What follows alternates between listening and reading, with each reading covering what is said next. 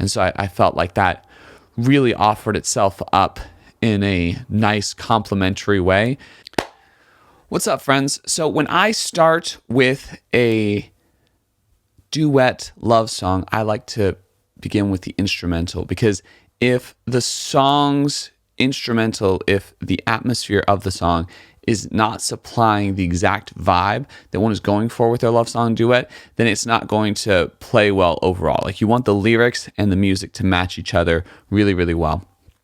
So when developing a song like Mi Verdad that I did with Lola Baqui, I start with this very cutesy type of piano line, and I'm going for a hip hop feel. So I've also got those really chill hip hop drums going. And that is before anything. That is how I'm starting this song. Then I look at making lyrics that involve the senses and that get people into the state of mind that I want them in, right? Because there's a lot of different ways of talking about love, and there's a lot of different ways of expressing love. It's just a really large concept, especially given that the English language only has like this one overarching idea of love. And so when approaching it, I like to think, okay, how can I make this a little more concrete? Because this is just such a big, expansive idea.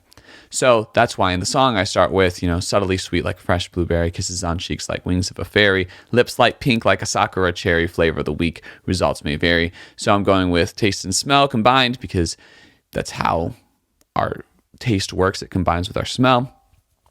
You've got feel, you've got touch, and then you've got sight. And then, of course, by hearing the song itself, you have sound. So I'm engaging all of the senses, and I'm trying to bring to people's recollection all 5 of their senses right from the get-go. The next part that I think is interesting is the "you've ensnared me, so please, please spare me." So often when people talk about love, they talk about being trapped and intoxicated, and they can't escape because it's just so good and lovely, and they love the feeling. And so I think that's an interesting concept, and I like taking concepts to a place that I don't feel like they've been before, right? So I go to, "You've ensnared me, but please, please spare me. I promise that I'll be a better man," right? So that's opposite of what we mean. We don't mean that we're ensnared and we can't escape and we're begging for release. It's not a hostile situation, but by playing it off as a hostile situation, I up this kind of silly and cute factor with the song, which was kind of the goal. And then, I talk about all these ways that the love interest is making the individual want to be different and want to be improved. And I think that's a really interesting, specific facet of a loving, romantic, intimate relationship, is that often one will feel a desire to be a better person and be a different person, especially when it's not just, this lustful temporary interaction, but something that is intended to be long lasting. Okay. Then going into my post-chorus, which I had written before, wanted to again engage the senses without you look like fireworks, the way you blow my mind. And then to kind of establish this as, okay, this is someone that all these guys like. Like, she has options. She doesn't have to choose just one person. And that makes this one person feel even more special. The fact that the individual in question is not just settling for whatever comes their way. They've got lots of options. And then on the second verse, which is kind of this quick 8-bar thing, I'd at first written a really different second verse, but I decided I wanted to make it more cute by going heavy on the consent aspect of it, because that post-chorus, that first post-chorus ends with the "I'll wait for the right sign," and so then I wanted that next part of the second verse to be very, hey, I don't want to pressure you, I don't want to come off too much, I want to do things at your pace, in your way, and to make sure that this is a mutual experience, which I found was a really gentle way to approach a love song. So that was kind of the overarching goal of this second verse, to really come at it from a gentle perspective and to make sure that everything seemed consensual.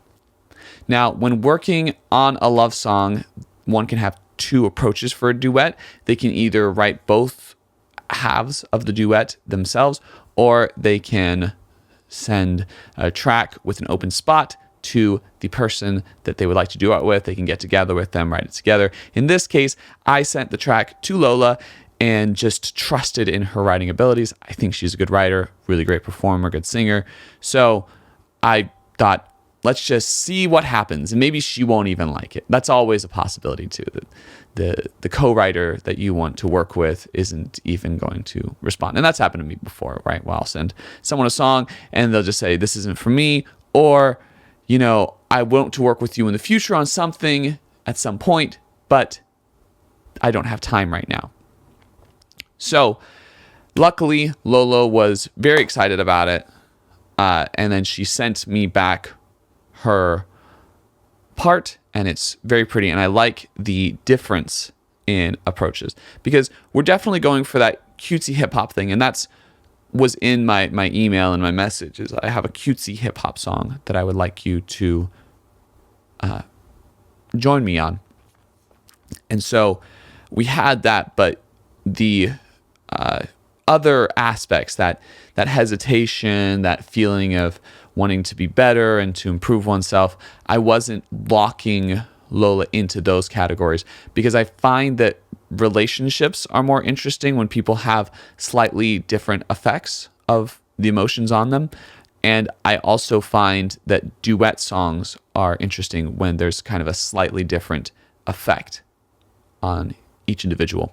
So then Lola's chorus has a lot to do with really bold statements, with saying, you're everything to me, you're my truth, you're the one that I want to be with. And I liked that boldness as a contrast to the unwillingness to overstep oneself that was in the verses. And so I felt like that really offered itself up in a nice complimentary way. And then I didn't even ask her to sing on that post-chorus part. She just sang on it, and it was so perfect. And she had this little ending that was slightly different, where she said, I'll wait for you outside. And I thought that was such a perfect representation of the differences in approach between the two parties in this duet love song, where she said, I'll wait for you outside, and he's saying, I'll wait for the right sign. So she's now saying, well, I'm giving you the sign. This is the sign. I'm into you. Let's continue this relationship in some way, shape, or form. So yeah, that's how it was done. I hope that these thoughts have been helpful as you maybe attempt to write a duet song, or if you're just wondering how people do it in general, there's an example. If you appreciated and liked this video, please like, comment, share, subscribe. I've also done a podcast interview with Lola where we talk about her career as well as her involvement with this song specifically. You can check that out. It's linked in the comment section. Thanks so much. Catch you on the flip. No hay melodía que me guste más que tu voz al fin del día me da paz.